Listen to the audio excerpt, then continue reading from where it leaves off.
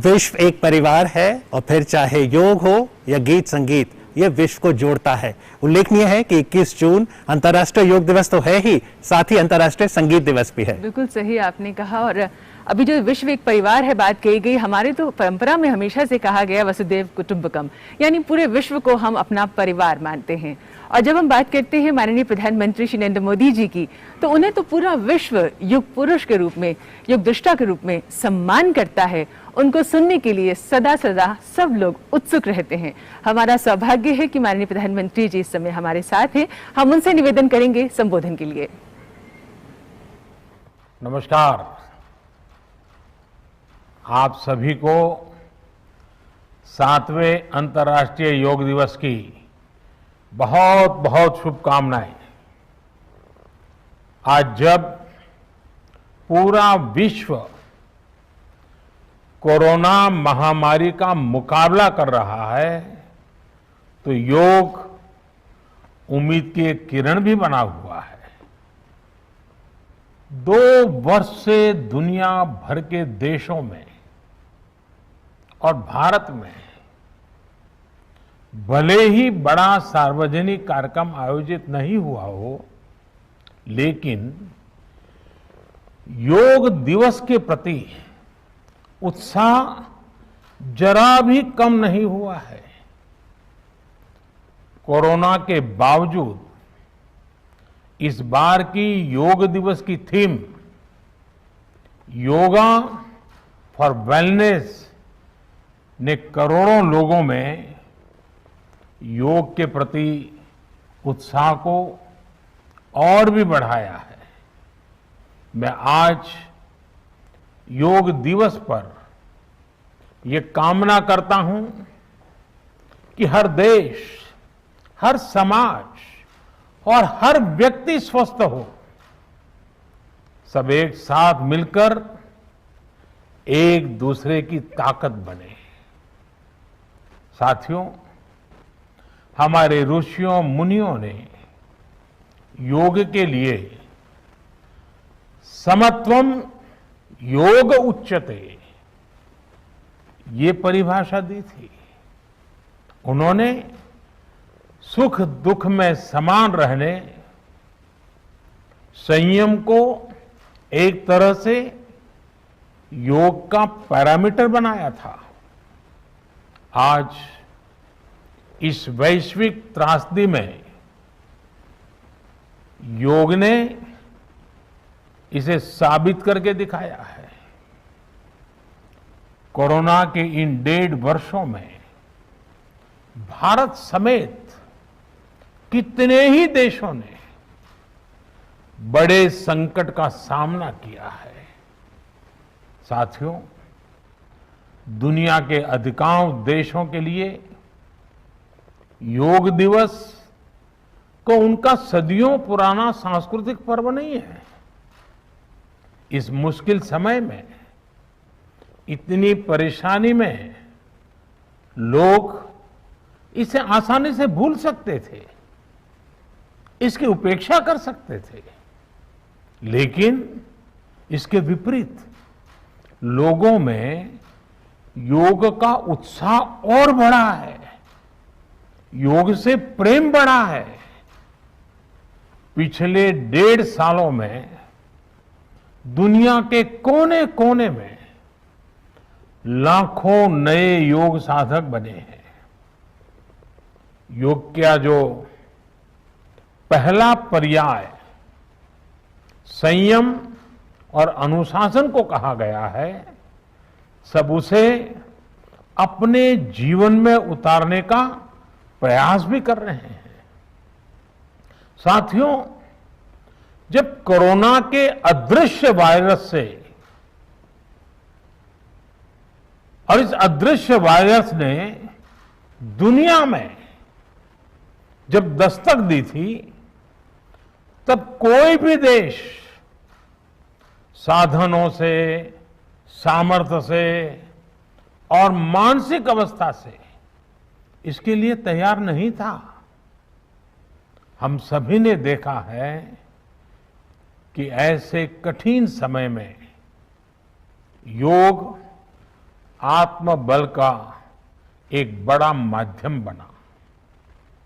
योग ने लोगों में ये भरोसा बढ़ाया कि हम इस बीमारी से लड़ सकते हैं। मैं जब फ्रंटलाइन वॉरियर्स से, डॉक्टर्स से बात करता हूं तो मुझे बताते हैं कि कोरोना के खिलाफ लड़ाई में उन्होंने योग को भी अपना सुरक्षा कवच बनाया। डॉक्टरों ने योग से खुद को भी मजबूत किया और अपने मरीजों को जल्दी स्वस्थ करने में इसका उपयोग भी किया। और आज अस्पतालों से ऐसी कितनी तस्वीरें आती हैं जहां डॉक्टर्स, नर्सेस मरीजों को योग सिखा रहे हैं, तो कहीं मरीज अपना अनुभव साझा कर रहे हैं। प्राणायाम, अनुलोम विलोम जैसी ब्रीथिंग एक्सरसाइज है हमारे रेस्पिरेटरी सिस्टम को कितनी ताकत मिलती है, ये भी दुनिया के विशेषज्ञ खुद बता रहे हैं। साथियों, महान तमिल संत श्री तिरुवल्लुवर जी ने कहा, नोई नाडी नोई मुद्दल नाडी हदु तनिक्कुम वायनाडी वाय पच्चयल। अर्थात अगर कोई बीमारी है तो उसे डायग्नाइज करो, उसकी जड़ तक जाओ, बीमारी की वजह क्या है ये पता करो, फिर उसका इलाज सुनिश्चित करो। योग यही रास्ता दिखाता है। आज मेडिकल साइंस भी उपचार के साथ साथ हीलिंग पर भी उतना ही बल देता है और योग हीलिंग प्रोसेस में उपकारक है। मुझे संतोष है कि आज योग के इस पहलू पर दुनिया भर में के विशेषज्ञ अनेक प्रकार के साइंटिफिक रिसर्च भी कर रहे हैं, उस पर काम कर रहे हैं। साथियों, कोरोना काल में योग से हमारे शरीर को होने वाले फायदों पर, हमारी इम्यूनिटी पर पड़ने वाले सकारात्मक प्रभावों पर कई स्टडीज हो रही है। आजकल हम देखते हैं कई स्कूलों में ऑनलाइन क्लासेस की शुरुआत में 10-15 मिनट बच्चों को योग प्राणायाम कराया जा रहा है। ये कोरोना से मुकाबले के लिए भी बच्चों की शारीरिक रूप में तैयारी कर रहा है। साथियों, भारत के ऋषियों ने हमें सिखाया है, व्यायामात लभते स्वास्थ्यम, दीर्घ आयुषम बलम सुखम, आरोग्यम परमम भाग्यम, स्वास्थ्यम सर्वार्थ साधनम। अर्थात योग व्यायाम से हमें अच्छा स्वास्थ्य मिलता है, सामर्थ्य मिलता है और लंबा सुखी जीवन मिलता है। हमारे लिए स्वास्थ्य ही सबसे बड़ा भाग्य है और अच्छा स्वास्थ्य ही सभी सफलताओं का माध्यम है। भारत के ऋषियों ने, भारत ने जब भी स्वास्थ्य की बात की है तो इसका मतलब केवल शारीरिक स्वास्थ्य नहीं रहा है। इसलिए योग में फिजिकल हेल्थ के साथ साथ मेंटल हेल्थ पर इतना जोर दिया गया है। जब हम प्राणायाम करते हैं, ध्यान करते हैं, दूसरी यौगिक क्रियाएं करते हैं, तो हम अपनी अंतर चेतना को अनुभव करते हैं। योग से हमें ये अनुभव होता है कि हमारी विचार शक्ति, हमारा आंतरिक सामर्थ्य इतना ज्यादा है कि दुनिया की कोई परेशानी, कोई भी नेगेटिविटी हमें तोड़ नहीं सकती।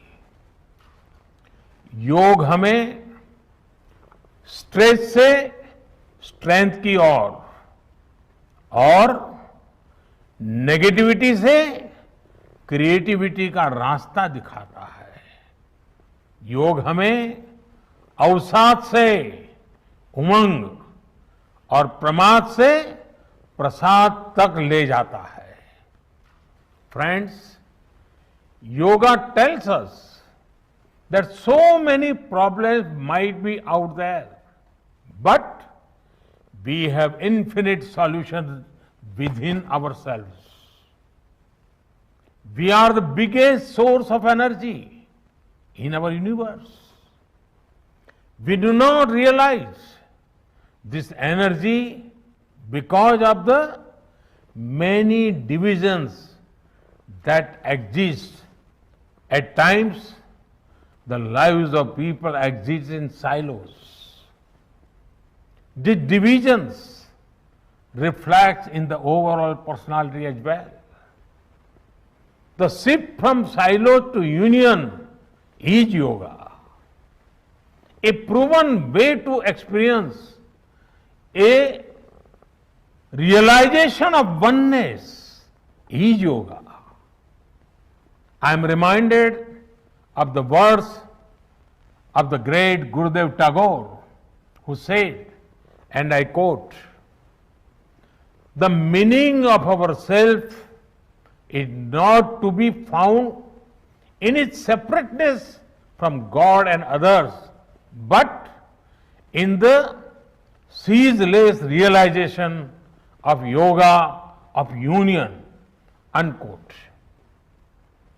The mantra of Vasudhaiva Kutumbakam, which India had followed since ages, is now finding global acceptance. We all are praying for each other's well-being. If there are threats to humanity, yoga often gives us a way of holistic health. Yoga also gives us a happier way of life. I'm sure yoga will continue playing its preventive as well as positive role in healthcare of masses. साथियों, जब भारत ने United Nations में अंतर्राष्ट्रीय योग दिवस का प्रस्ताव रखा था, तो उसके पीछे यही भावना थी कि योग विज्ञान पूरे विश्व के लिए सुलभ हो। आज इस दिशा में भारत ने यूनाइटेड नेशंस WHO के साथ मिलकर एक और महत्वपूर्ण कदम उठाया है। अब विश्व को एम योगा ऐप की शक्ति मिलने जा रही है। इस ऐप में कॉमन योगा प्रोटोकॉल के आधार पर योग प्रशिक्षण के कई वीडियोस दुनिया की अलग अलग भाषाओं में उपलब्ध होंगे। ये आधुनिक टेक्नोलॉजी और प्राचीन विज्ञान के फ्यूजन का भी एक बेहतरीन उदाहरण है।